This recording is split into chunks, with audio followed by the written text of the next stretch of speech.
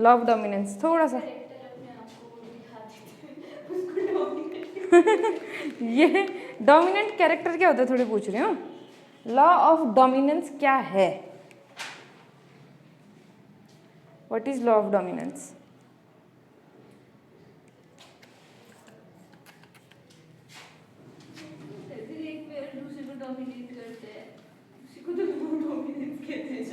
तो हम क्या बोलेंगे? In heterozygous condition one pair show its effect, one pair dominates other नहीं कहते हैं, डोमिनेट थोड़ी करता है वो। एक पेयर एक एलिल अपना इफेक्ट दिखाता है और एक एलिल अपना इफेक्ट नहीं दिखाता है। डोमिनेट तो तब होता है ना जब दोनों दिखाने की कोशिश करते हैं और एक नहीं दिखा पाता। यहाँ पर तो एक अपना कैरेक्टर, एक कोई कैरेक्टर ही शो नहीं करता है। रिसेसिव वाला तो कोई कैरेक्टर कोई प्रोडक्ट बनाता ही नहीं है ना। तो हम क्या बोलेंगे? In heterozygous condition one allele show its character and another over another. It is known as law of dominance.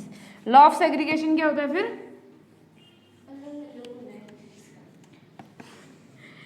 गजब डेफिनेशन बोल देते हो पढ़ाने के बाद भी। पढ़ाने में और पढ़ाने के बाद में क्या फर्क है बताओ? पहले भी यही कह रहे थे, बाद में भी यही कह रहे हो। कुछ इम्प्रूवमेंट तो आया नहीं। करते हैं मतलब वो अपना अलग से कैरेक्टर शो करते हैं, वो मतलब अलग हो जाते हैं। During meiosis alleles of the homologous pair separate from each other. It is known as अलग-अलग होने को क्यों कहते हैं? और सेपरेट फ्रॉम ईच अदर अलग-अलग होना, separate from each other gametes formation के समय पर। ये है मेन चीज। अच्छा। कब सेपरेट होंगे? ऐसे थोड़ी ना आज हमारा मन नहीं साथ बैठने का तो अलग बैठते हैं। क्या तुम भी चलो। अच्छा, सेपरेट होते समय को हम क्या बोलते हैं? सेग्रीगेशन बोलते हैं। और सेग्रीगेशन होता है डिसजंक्शन की वजह से। डिसजंक्शन क्या होता है? क्या होता है?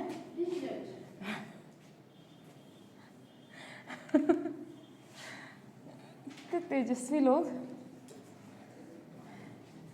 कैसे मुझे तुम मिल गए, किस्मत पे आए ना यकीन। रेड में बनता है, हाँ रेड में बनता है, ब्लू में नहीं बनता है। चलो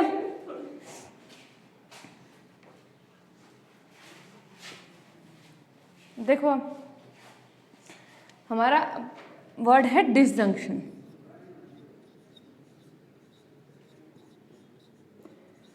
डिसजंक्शन का मतलब क्या होता है? जब दो होमोलोगस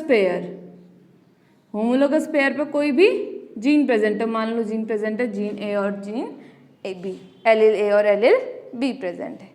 जब मियोसिस होगी तो मियोसिस के समय क्या होगा? ये दोनों होमोलोगस पेयर एक दूसरे से दूर मूव करना स्टार्ट कर देंगे। कौन से फेज में? एनाफेज में। एनाफेज में एक क्रोमोसोम एक सेल पर चला जाएगा और दूसरा क्रोमोसोम दूसरी सेल पर जाएगा। अब जहाँ क्रोमोसोम जाएगा वहीं उसके साथ क्या भी जाएगा? उसका एलिल भी चला जाएगा। इसी को हम बोलते हैं डिसजंक्शन या सेग्रीगेशन। सेग्रीगेशन को ही हम दूसरे शब्दों में क्या बोलते हैं? डिसजंक्शन। एलिल्स का एक दूसरे से सेपरेट होना। कौन से एलिल्स का? होमोजाइगस पेयर में प्रेजेंट एलिल्स का एक दूसरे से सेपरेट होने को हम क्या बोलते हैं? डिसजंक्शन।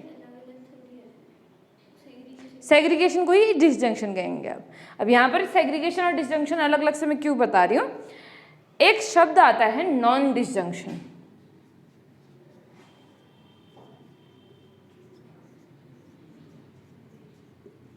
डिसजंक्शन का मतलब हुआ जब ये दोनों सेपरेट होंगे तो एक सेल बनेगी और एक सेल में सिर्फ हमारे पास में ये क्रोमोसोम होगा और दूसरी सेल बनेगी, दूसरी सेल में हमारे पास सिर्फ ये क्रोमोसोम होगा। अच्छा, ये दोनों ऐसे होते हैं, हाँ,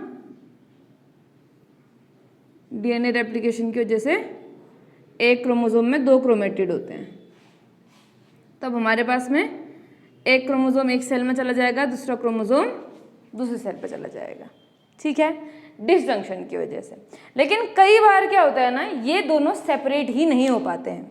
होता क्या है दिक्कत? मान लो ये दोनों को कहाँ से बीच में से इनका कियास्मेटा ब्रेक होना था, क्या कॉम्प्लेक्स था? सिनेप्टोनीमल कॉम्प्लेक्स।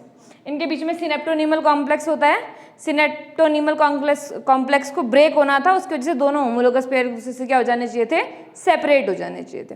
लेकिन कई बार क्या होता है, सिनेप्टोनीमल कॉम्प्लेक्स बहुत ही ज़्यादा स्ट्रांग हो जाता है और इतना स्ट्रांग होता है कि यहाँ पर बीच में से सेपरेट होने के बदले यहाँ से टूट जाता है। जो हमारे पास में स्पिंडल फाइबर अटैच्ड हैं वो स्पिंडल फाइबर ही टूट जाएंगे। अब इनके बीच में तो सिनेप्टोनीमल कॉम्प्लेक्स ऑलरेडी है ना। जनरली तो क्या होना चाहिए था, एक तरफ को चला जाना चाहिए था, दूसरा दूसरी तरफ को चला जाना चाहिए था, लेकिन क्योंकि इनके बीच का सिनेप्टोनीमल कॉम्प्लेक्स ब्रेक ही नहीं हुआ तो इसीलिए दोनों के दोनों कहाँ चले गए, एक ही सेल पे चले गए और दूसरे सेल पे कुछ आया ही नहीं। अब ये क्रोमोसोम भी कैपिटल एलील वाला क्रोमोसोम भी उसी सेल पे चले गया, स्मॉल एलील वाला क्रोमोसोम भी उसी सेल पे चले गया, क्योंकि दोनों के बीच में क्या प्रेजेंट है, अभी भी सिनेप्टोनीमल कॉम्प्लेक्स प्रेजेंट है। अच्छा मुझे बताओ होना क्या चाहिए था, मान लो हमारा जो ऑर्गेनिज्म है वो 2n है, हम यहाँ पर मैं मान लेती हूँ कि खाली 2 ही क्रोमोसोम है, मान लेते हैं कितने क्रोमोसोम है, 2 क्रोमोसोम है। होना क्या चाहिए था, सेपरेट होकर के एक सेल में एक क्रोमोसोम आना चाहिए था, दूसरे सेल में भी एक क्रोमोसोम आना चाहिए था। लेकिन हुआ क्या, क्योंकि सिनेप्टोनीमल कॉम्प्लेक्स नहीं टूटा तो नॉन डिसजंक्शन की वजह से सिनेप्टोनीमल कॉम्प्लेक्स का ब्रेक होना हो गया डिसजंक्शन और नहीं होना हो गया नॉन डिसजंक्शन।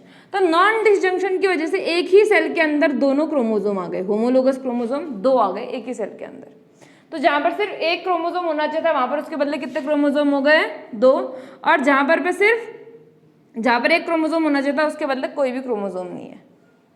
ठीक है, अब इसमें ये तो मियोसिस 1 के बाद हुआ, अब इसमें क्या होगी, मियोसिस 2 होगी। मियोसिस 2 के बाद हमारे पास में 4 सेल बनेंगी। इन 4 सेलों में से चलो मैं एक काम कर लेती हूँ, यहाँ पर एक और क्रोमोसोम बना लेते हैं, एक क्रोमोसोम ये भी बना लेते हैं, चलो ठीक है। ये नेचुरली जैसे सेग्रीगेट होना चाहिए था वैसे सेग्रीगेट हुआ। इस साइड पर हमारे पास में एक क्रोमोसोम आया और दूसरी साइड पर हमारे पास में दूसरा क्रोमोसोम आया। सिंपली जैसा होना चाहिए था वैसा होगा। ऐसा नहीं है कि एक जगह सिनेप्टोनीमल कॉम्प्लेक्स स्ट्रांग है तो सब जगह सिनेप्टोनीमल कॉम्प्लेक्स स्ट्रांग होगा और स्पिंडल फाइबर टूट जाएगा, ऐसा जरूरी नहीं है। ठीक है, इस वाले में सिनेप्टोनीमल स्ट्रांग था तो स्पिंडल फाइबर क्या हो गया, टूट गया। स्पिंडल फाइबर खुद तो पीछे आ रहा है लेकिन उसके साथ कोई भी क्रोमोसोम पीछे की तरफ को नहीं आ पा रहा है। ठीक है, इसीलिए यहाँ पर सिर्फ एक ही क्रोमोसोम आने के बदले कोई भी क्रोमोसोम नहीं आया, यहाँ पर एक के बदले कितने क्रोमोसोम आ गए, दोनों क्रोमोसोम आ गए।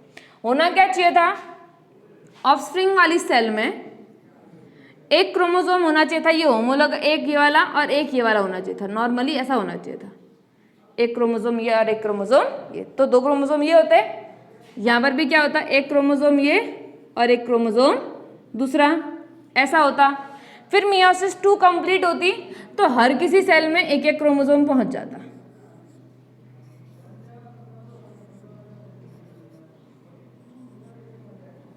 हर किसी सेल में कितना कितना पहुंच जाता, एक एक पहुंच जाता। इस वाले का एक 2 में सेपरेट हो गया, ये छोटा वाला भी 2 में सेपरेट हो गया। सेम टू सेम इसके साथ भी हुआ। मैं एक काम करती हूँ, इसको दूसरे कलर से बना देती हूँ ताकि कंफ्यूजन ना हो।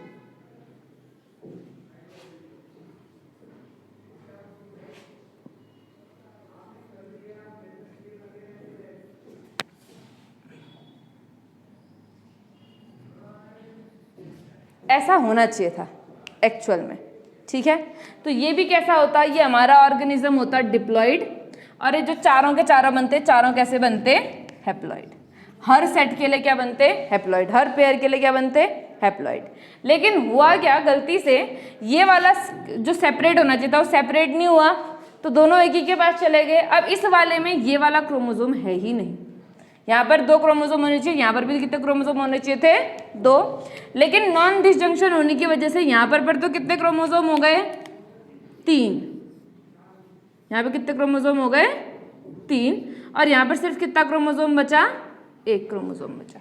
अब इस वाले से जो ये बनेंगे इसमें भी कितने क्रोमोसोम होंगे, 3 क्रोमोसोम इसमें, 3 क्रोमोसोम इसमें, लेकिन इसमें कितना होंगे, सिर्फ 1। जितना इसमें उतना ही उसके बाद भी बनेगा ना। तब हो क्या गया, देखो होना क्या चाहिए था, हर एक पेयर का एक क्रोमोसोम होना चाहिए था। यहाँ पर भी इस पेयर में से एक ही होना चाहिए था, इस पेयर में से भी एक ही होना चाहिए था, यहाँ भी एक होना चाहिए था, यहाँ पर भी एक होना चाहिए था। लेकिन क्योंकि नॉन डिसजंक्शन हो गया इसकी वजह से इधर पर एक ही सेल में एक ही हैप्लॉइड गैमेट के पास में होमोलोगस के दोनों क्रोमोसोम आ गए और यहाँ पर भी एक ही हैप्लॉइड क्रोमोसोम के पास में होमोलोगस के दोनों क्रोमोसोम आ गए।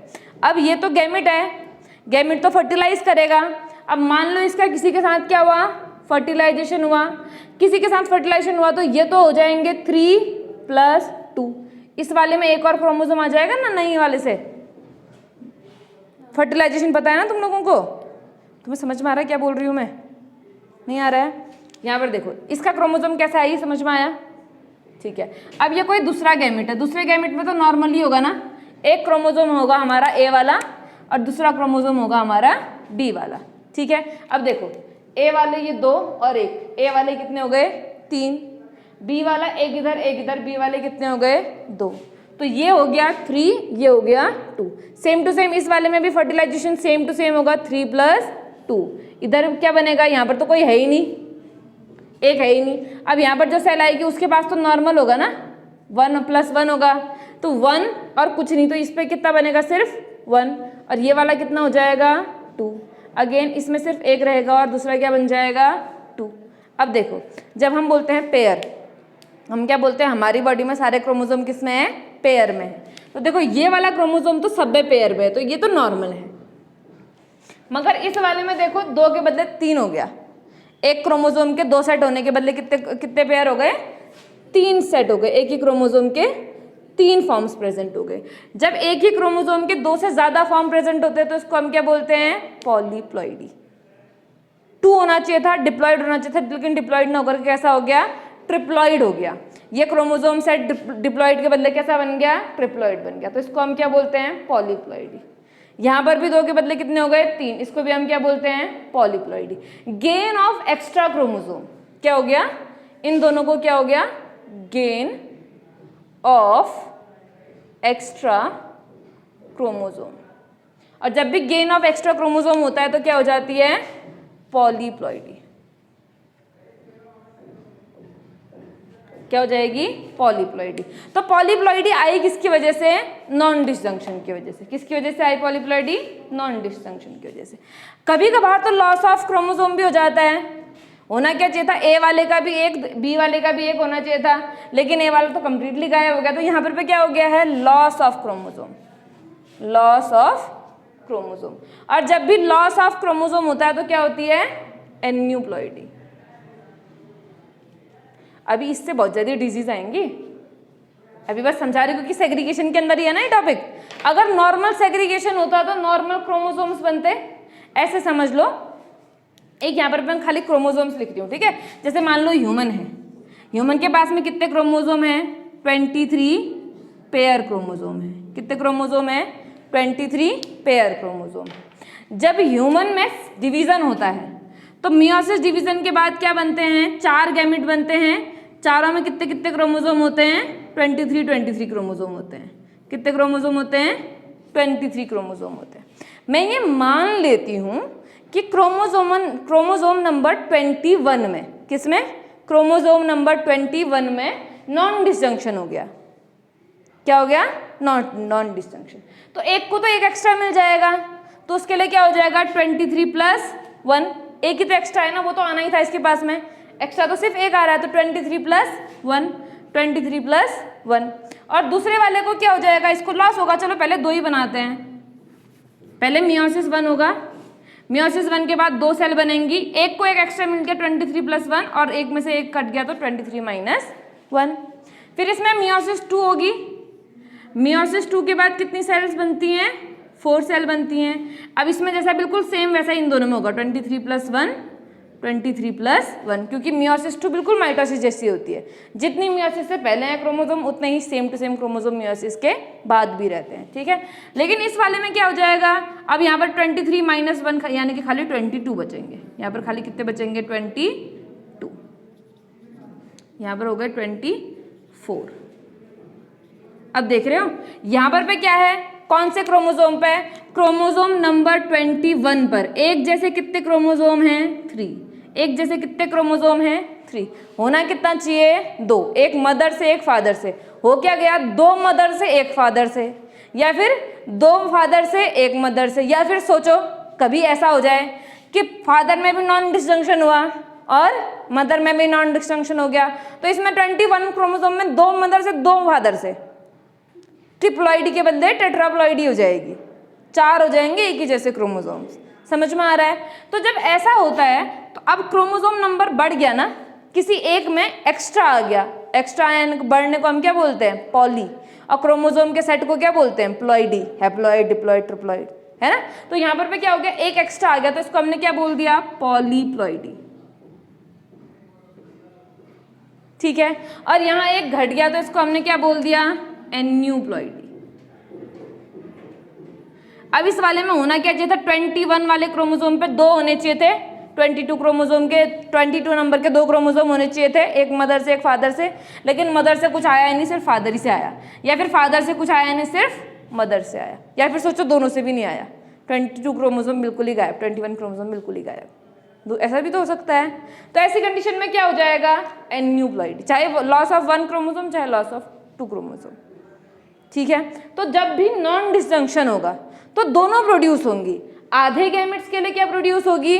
पॉलीप्लॉइडी, और आधे गैमेट्स के लिए क्या प्रोड्यूस होगी? एन्यूप्लॉइडी। अब डिपेंड करता है फर्टिलाइजेशन किसके साथ होता है, जिसके साथ फर्टिलाइजेशन हुआ उसके वाले कैरेक्टर दिखने को मिलेंगे, और इससे होती है हमारी ढेर सारी डिजीज। कौन सी डिजीज?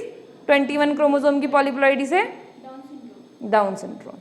ठीक है, अभी हमने क्रोमोसोमल डिसऑर्डर्स पढ़ने हैं। मेंडेलियन डिसऑर्डर तो हमारे जेनेटिक डिसऑर्डर हैं जो जीन में चेंज होने की वजह से होते हैं, ये क्रोमोसोमल डिसऑर्डर है। मेंडल ने सेग्रीगेशन को तो एड्रेस किया, यानी कि डिसजंक्शन को तो एड्रेस किया, लेकिन नॉन डिसजंक्शन को एड्रेस नहीं किया। नॉन डिसजंक्शन भी होता है बहुत सारी सेल्स में, समझ में आ रहा है? और होगा सिर्फ कौन सी सेल्स में? गैमेट वाली सेल्स में, क्योंकि मियोसिस सिर्फ गैमेट प्रोड्यूसिंग सेल्स में होता है।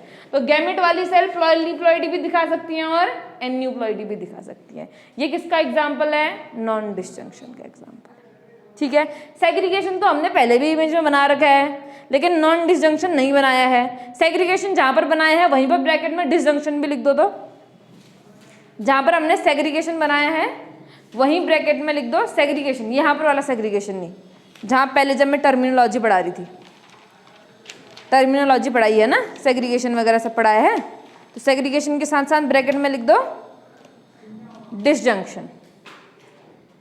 डिसजंक्शन की वजह से प्रोड्यूस होते हैं प्योर गैमेट्स। डिसजंक्शन की वजह से क्या प्रोड्यूस होते हैं? Pure gametes. अभी नॉन प्योर वाला समझाऊंगी, पहले नॉन डिसजंक्शन तो समझो। हो गया? अब नोट करके अलग से हेडिंग डालो, जहां पर भी तुमने अभी काम कर रहे हो ना वहां पर से एक पन्ना छोड़ के, एक पन्ना छोड़ दो, अगले पन्ने में करो। इसमें क्वेश्चन करा लूंगी अगर एक्स्ट्रा जगह बचेगी तो। एक पन्ना छोड़ के वहां पर सेग्रीगेशन का पूरा लिखाऊंगे। हाँ, लिखो नॉन डिसजंक्शन, और नॉन डिसजंक्शन लिख के करना क्या? ये बना देना है, बस हो गया। डिक्टो इसको बना दो, फिर मैं कुछ 2-3 लाइनें लिखाऊंगी।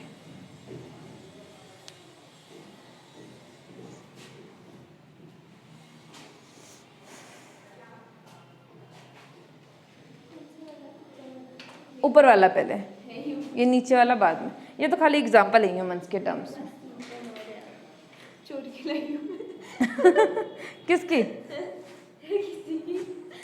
चोर की नहीं लाई, मांगी मैंने उसने, कोई भूल गई अभी ना, मुझे भी याद नहीं है करके। किसी का सामान होता तो मन में सबसे पहले चोर के लाएंगे ना आता है ना। चलो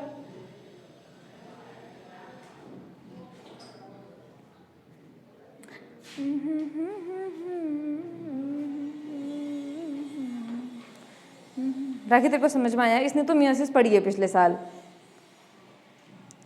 वो मियोसिस का असर है ये। थोड़ा सा मियोसिस के समय पे थोड़ा ध्यान देना पड़ता है ना, तब समझ में नहीं आया तो बता, मैं दोबारा समझा देती तेरे को। ठीक है, एक बार एक काम करना ना, घर जा करके मियोसिस माइटोसिस देख लेना। मैं कब से कह रही हूँ तुमसे मियोसिस माइटोसिस देख लो करके।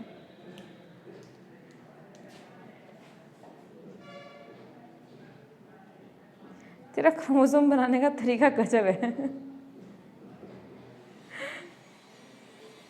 ऐसा बनाने वाले देखे हैं मैंने, जो सेंटर से शुरू करके दोनों साइड जाते हैं। एक तो ही देखी है मैंने जो यहाँ से शुरू करती है फिर ऐसे करके आती है। मुझे बड़ा अटपटा सा लगता है कभी कभी।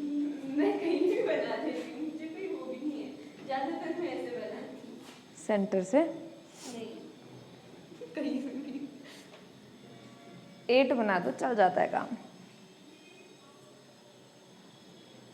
ऐसे कह रहे हो क्या आप? ये वाला बनता ही नहीं मुझसे। कौन सा?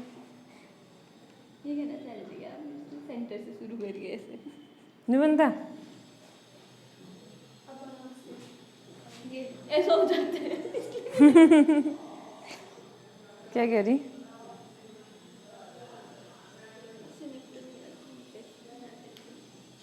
इसके बीच का सिनेप्टोनीमल कॉम्प्लेक्स ब्रेक नहीं हुआ, ठीक है, बाद में डिसॉल्व हो जाएगा। जब टीलोफेज में जाएगा ना, फिर डिसॉल्व हो जाएगा अपने आप। फायदा नहीं, नुकसान, एक ही साथ चले गए दोनों। तभी बोल भी क्या फायदा फिर। कभी कभार सिनेप्टोनीमल कॉम्प्लेक्स थोड़ा सा ज़्यादा स्ट्रांग हो जाता है।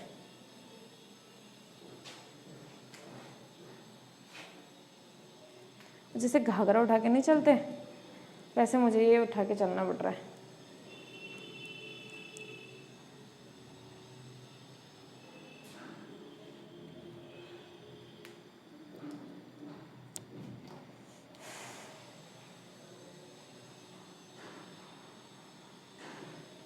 उसमें भी स्मॉल ए क्या स्मॉल भी बना लेना। भी बनाएंगे ना।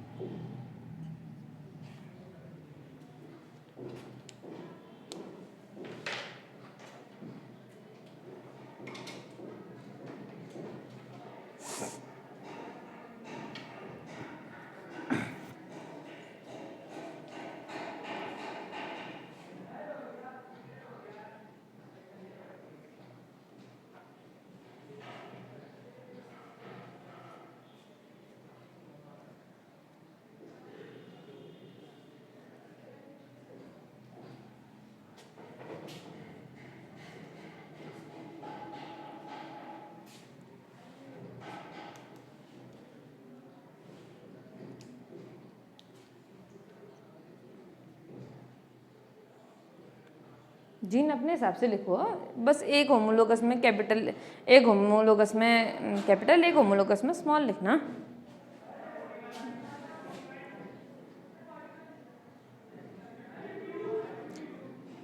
हाँ, दूसरा वाला दूसरे कलर से बनाना। हाँ, तूने एक ही कलर से बना दिया दोनों। हाँ तो नॉन डिस्टिंक्शन में है ना अभी तो। अच्छा, ये वाला बनाया नहीं अभी।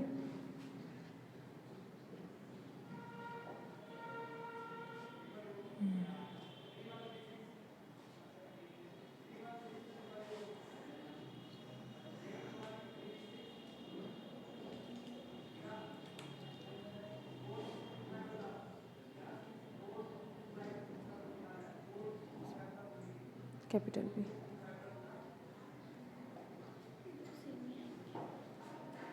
तो यहाँ पर लिख दें, small A capital A small B, बाहर गोले से बाहर। समझ जाऊंगी। समझ जो जाएगी तो रहने दे फिर।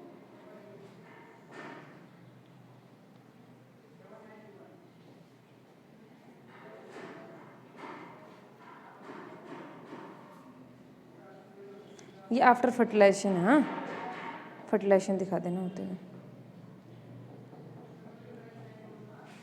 फर्टिलाइजेशन हो रहा है ना यहाँ पर पे, सब में होगा।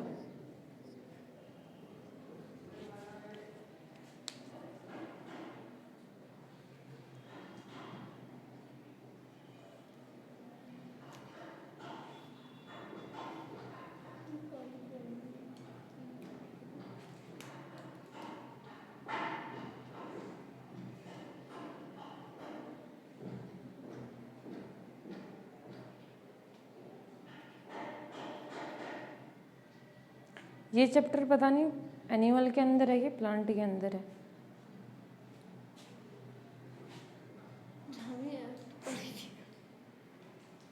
वैसे इसको बॉटनी में रखते हैं, मगर आधे के बाद इसमें जूलॉजी है।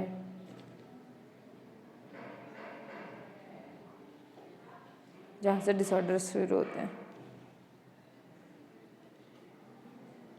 लॉस ऑफ तो ये तो दोनों में हो गया। दोनों में हो गया ये, क्योंकि डिजीज़ में तो सब ह्यूमन डिजीज़ है ना, ह्यूमन तो जूलॉजी में आएगा, और एक्सपेरिमेंट सारे प्लांट पर हैं तो बॉटनी में आएगा। हो गया। चलो अब इसमें तुम एग्जाम्पल लिख लो नीचे, एग्जाम्पल।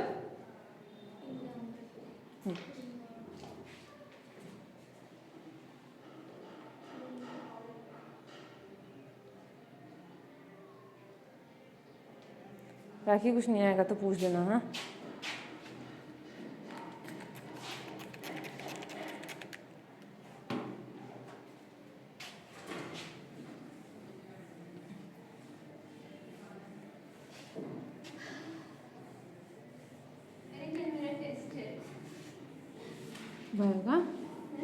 बायो का बहुत बहुत आपको शुभकामनाएं, ऑल दी वेरी बेस्ट। अच्छे से पेपर दे के आए, बेइज्जती ना कराएं हमारी।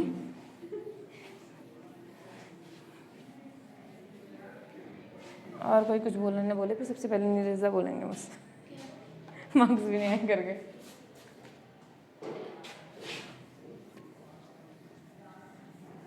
कौन कौन से चैप्टर आ रहे हैं? पढ़ लिए? क्यों? तो अब रिवाइज करती। सुबह करूंगी रिवाइज ना एक बार अच्छे से पूरा।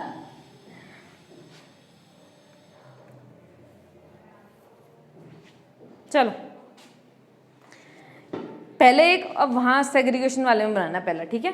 नॉर्मली क्या होता देखो, जब डिसजंक्शन होता, डिसजंक्शन का क्या मतलब हो गया? सेग्रीगेशन।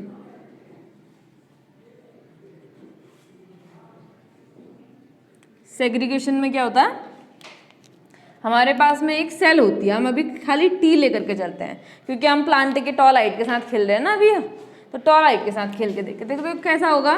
एक पेरेंट होगा जिसमें क्या होगा, कैपिटल टी, या फिर चलो कैपिटल टी स्मॉल टी करके रखते हैं।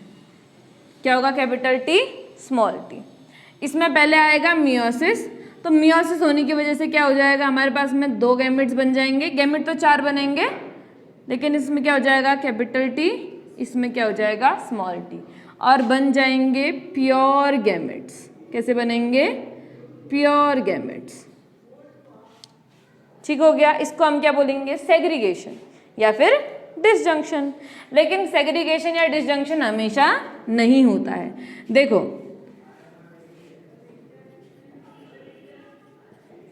सेग्रीगेशन एक ऐसा लॉ है जो सब जगह काम करता है, सभी जगह।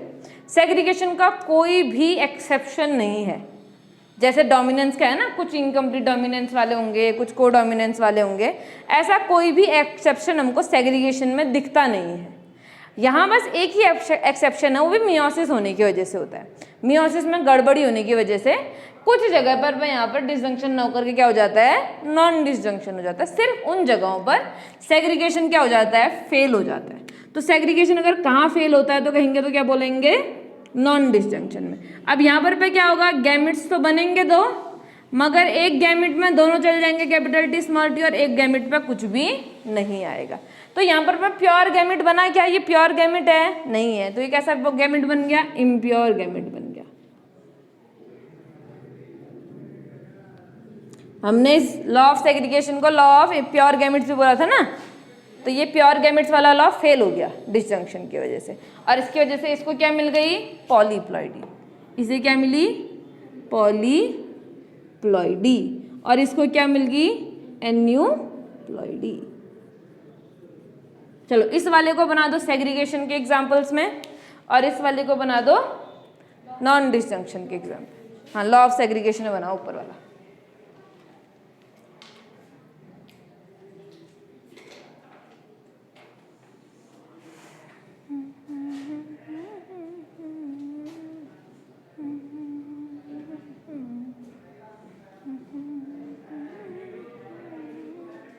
आज कुछ क्वेश्चंस करोगे इसके, ठीक है। फिर हो सकेगा अगर तुम जल्दी जल्दी क्वेश्चन कर सके तो फिर हम लोग आज करेंगे सेकंड लॉ। ओहो, कुछ नहीं बोला ना। कोई बात नहीं, वी विल ट्राई। क्वेश्चन तो करो कम से कम, कल को फिर डाई हैबिट कर लेंगे। डाई हैबिट कौन सा टफ है, तुम्हें आता ही तो है ऑलरेडी। क्यों राखी, आता है डाई हैबिट क्रॉस? बस वो तो इजी है, जल्दी हो जाएगा। हाँ, नॉन डिसजंक्शन में बना दो, ये नीचे वाला नॉन डिसजंक्शन में बनाना। हाँ तूने क्या किया ये? हाँ ठीक है, चलो।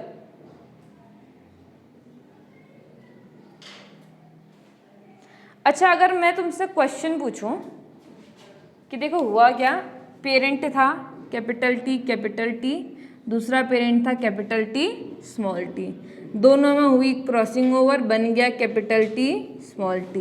इसमें फिर हुई सेल्फिंग, और सेल्फिंग की वजह से हमको मिल गए 4 zygote, capital T capital T, capital T small T, capital T small T और स्मॉल टी स्मॉल टी। ठीक है, यहाँ पर मोनो हाइब्रिड क्रॉस के बाद फिनोटाइप रेशियो क्या आया? 3:1, और जीनोटाइप रेशियो क्या आया? 1:2:1। अच्छा मुझे बताओ, अगर मैं तुमसे पूछूं कि ये जो 3:1 है, ये तुमने कल लिखा नहीं था? लिख लो, लिख लो। फिनोटाइप मोनो हाइब्रिड क्रॉस का रेशियो तो हमेशा यही आएगा ना, 3:1, जब तक का इनकम्प्लीट या कोडोमिनेंस ना हो। इनकम्प्लीट डोमिनेंस और कोडोमिनेंस इसके बाद हम पढ़ेंगे, ठीक है, डाई हाइब्रिड के बाद पढ़ेंगे।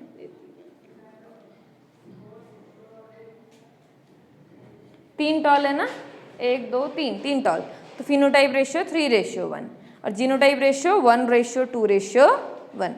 अगर तुमसे मैं क्वेश्चन पूछूं कि 3:1 किस लॉ की वजह से आया, लॉ ऑफ डोमिनेंस की वजह से, या फिर हम बोले डोमिनेंस की वजह से 3:1 आ रहा है कि सेग्रीगेशन की वजह से 3:1 आ रहा है?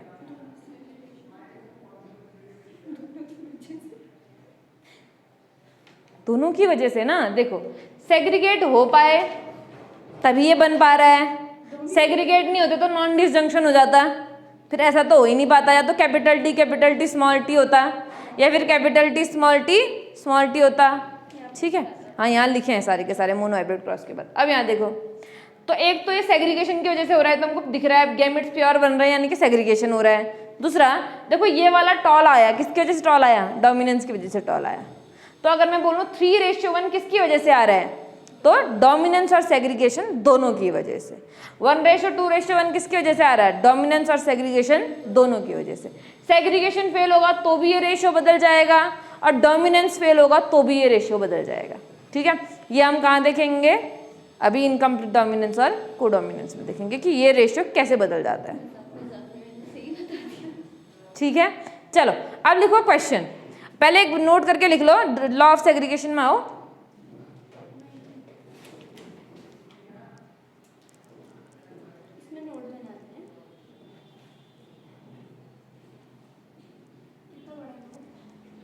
छोटा सा 100 रुपये का, हाँ, एक लाइन का लिखो।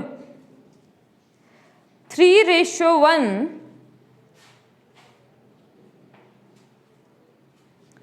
in F2 generation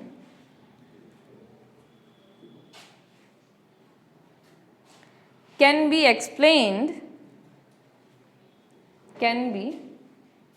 explained by using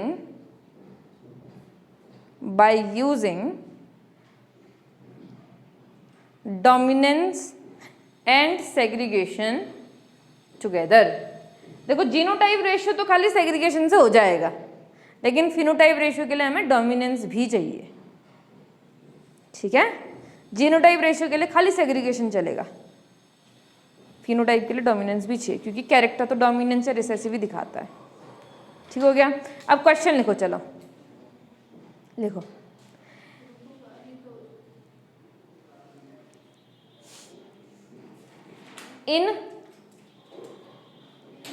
in an impure इन काट दो सीधे, एन ही लिखो, छोड़ो। An impure tall P plant, an impure tall pea plant is crossed with dwarf plant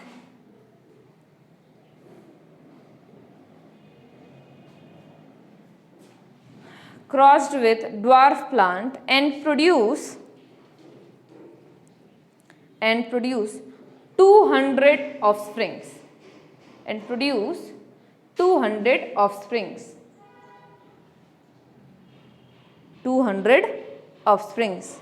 200 seeds बने मतलब, ठीक है। कितने भी बार पॉलिनेशन क्या हो सकता है, एक ही बार पॉलिनेशन नहीं करवाया है, बहुत बार करवाया है, ठीक है। Find out the number of plants,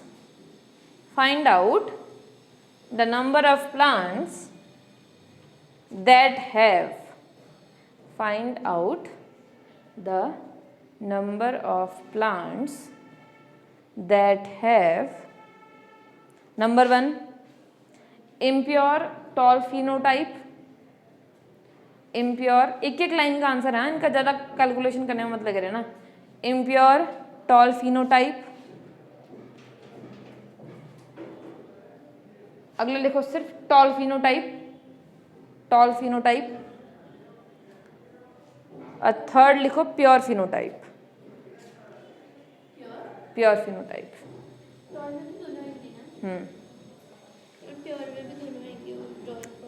बिल्कुल बन जाएगा ना अगर ऐसा क्वेश्चन आएगा तो। मैं तुम्हें और क्वेश्चन ऐसे भेजूंगी, ठीक है। अगला क्वेश्चन लिखो,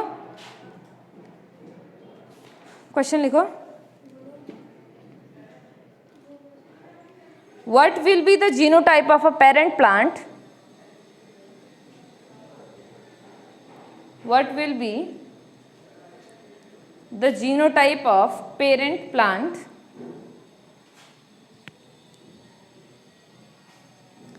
if they have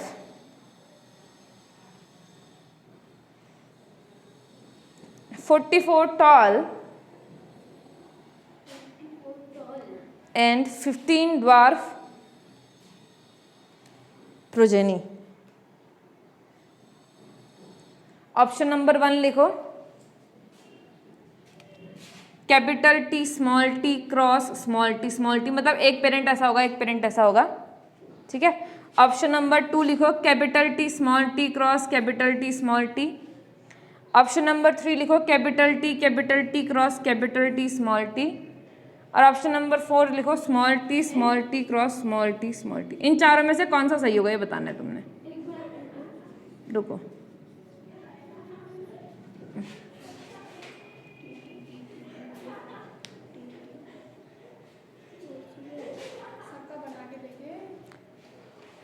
ऑफस्प्रिंग में रेशियो निकालो ना, टॉल रेशियो ड्वार्फ का रेशियो कितना आ रहा है, 44 कितना आ रहा है, को कैंसिल करके देखो, कैंसिल में पॉइंट में नहीं आएगा, अप्रोक्स तो निकालो फिर।